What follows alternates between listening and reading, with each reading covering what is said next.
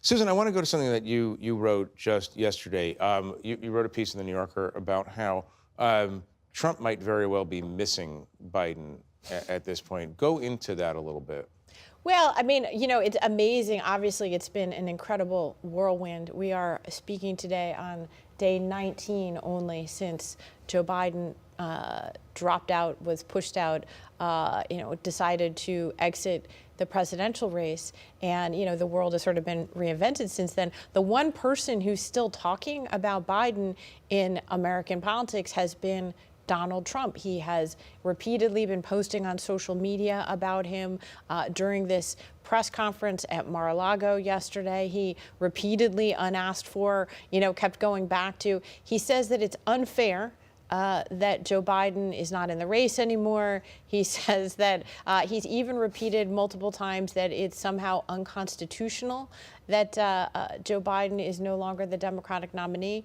I suppose in the interest of fact-checking, he has not been able to cite a provision of the Constitution that might apply in this case. But, what it speaks to is that Trump has spent not just this campaign season, but, the 4-year campaign before that, running against Joe Biden, thinking about how to tear down Joe Biden, marinating in the idea that he had this race won because Biden was such a weakened incumbent. And he has really struggled, I think, to come up with a retooled campaign for an entirely different thing. And just the one thing that it seems to me most important about Biden's exit as it pertains to Trump is that it's just taken the issue of the future and given it back to Democrats, given it back to Harris. It's now Donald Trump who is the candidate who looks old, whose fitness for office is the issue. And I think that press conference in many ways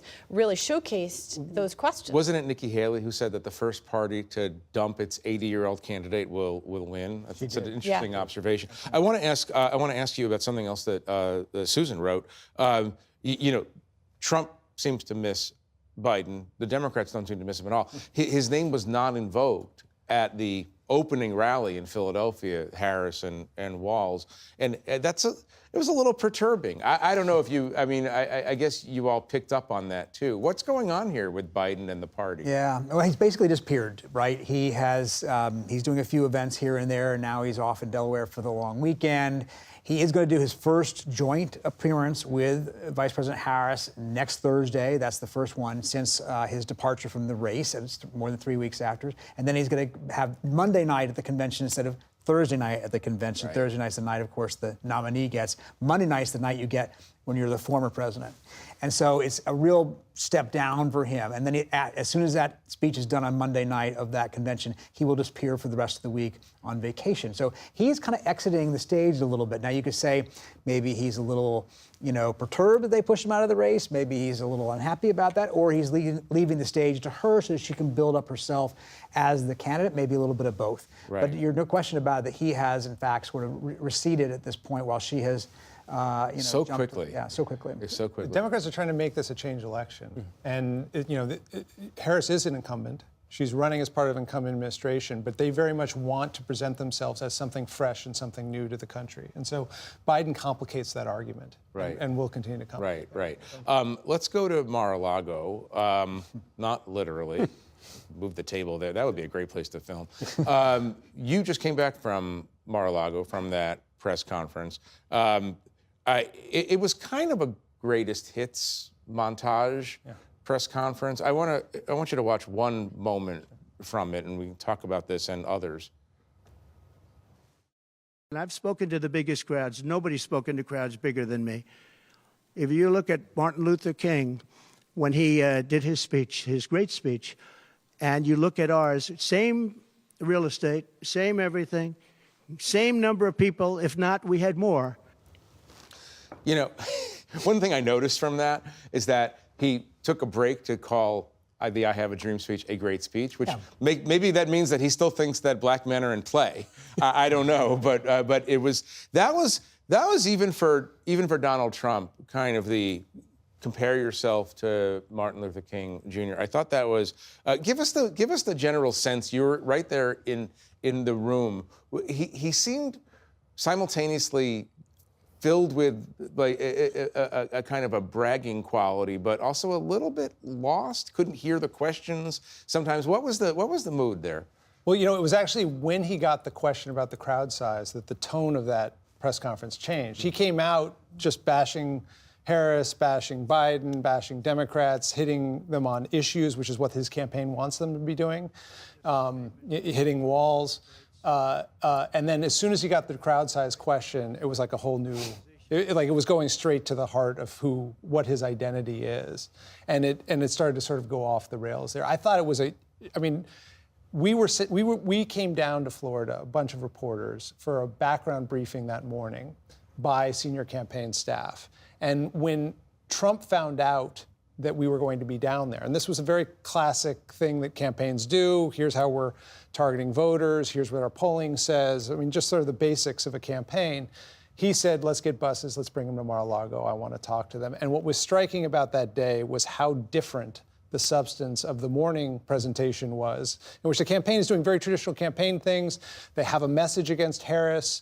They're going to prosecute the message. They have door knocking. They have ads. You know, they know that they have something they're trying to do. And then they have a candidate who they don't control. And there's just a disconnect there. You know, most campaigns exist to discipline their candidates, and the Trump campaign is built differently. The campaign exists, and they have their candidate, and then the campaign reacts to their candidate, and sometimes tries to manage them. Right. I want to talk.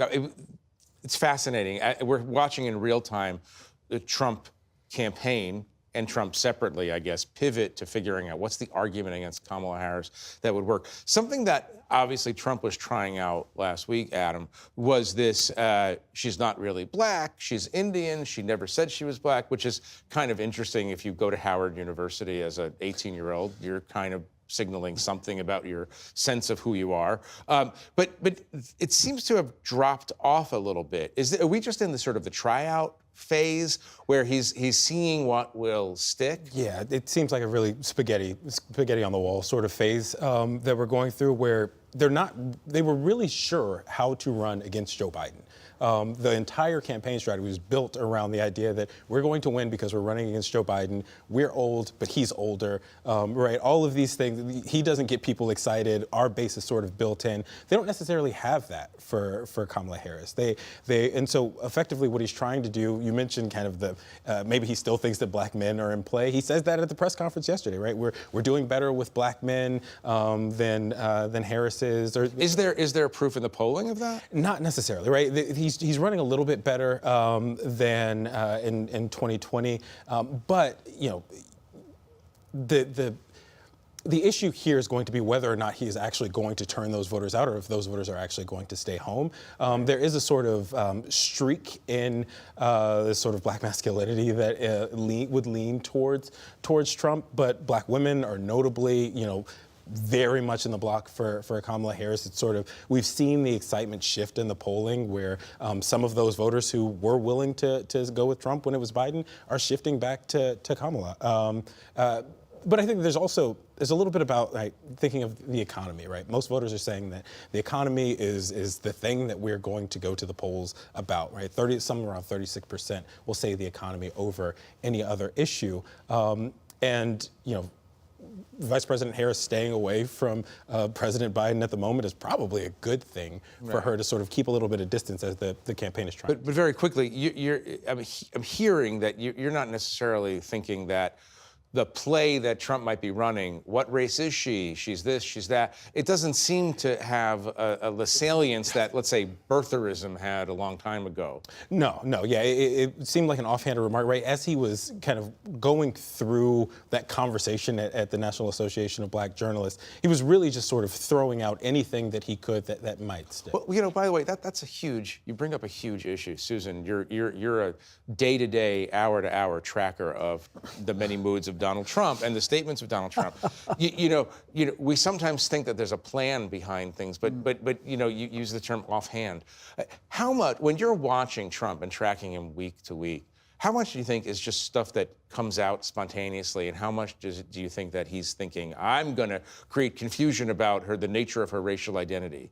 Okay, so I think that Michael's point is a very important point, which is that there's, just as there was during the Trump administration, there's the Trump administration's policy, and then there's what President Trump was doing, and they were often at odds with each other. That clearly is the case in the campaign. But to the point about Trump, he's obviously not some kind of 3D chess player, okay? He is, he's very undisciplined, and so it's often revealing what he says. However, my view is that he does have certain, things in the playbook, and a 78-year-old man, he's not going to reinvent himself. He's not getting a new playbook. This kind of racism and race baiting and bringing this up is ingrained in him. It is one of his plays. And I think that his play here is not to get more of the black male vote. It's signaling very clearly to his white supporters, hey, remember, I'm running against a woman of color. And it seems to me that, we're overthinking this, and we do this all the time with Trump. We don't need to overthink it. Yes, he wants to bring up race in the campaign because he thinks it's a liability for her. Well, we'll find out next week what game he is playing if it's not 3D chess.